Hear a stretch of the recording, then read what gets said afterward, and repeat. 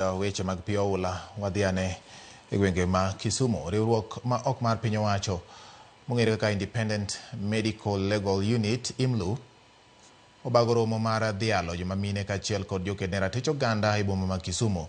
Joked ratich oganda go lero ni mine ma pod thothne irocho ratichgi kendo gikale chandruoge mang'eny kinde ma gikedo ne ratiro. Gijiwo mine kod chwo mondo owuog oko kendo go ripot poni oroch ratichgi ka chwo bende owe lwenje mag udi. Kwayogi maduong' en ni sirikal onywak lwedo riwruoge mopogore opogore mar neno ni okony jogo moseroch ratichgi kendo ti kod katiba e yo makare. Kwamba haki ya huyu mtoto inataka itendeke.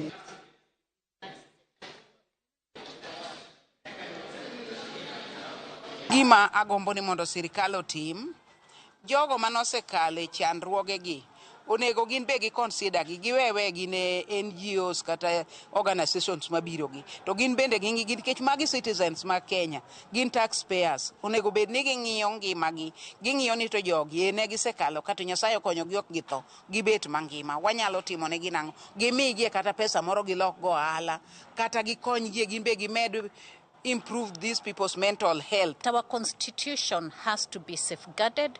It has to be implemented as to the word.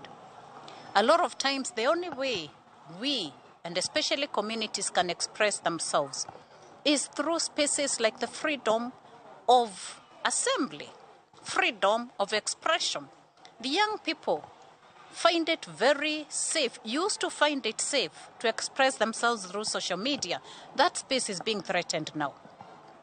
Yet, these young people still cannot go to the streets because of tear gas. My fellow men, we must understand that though God gave you a little more power in your muscles, you don't use that power to torture a humble person.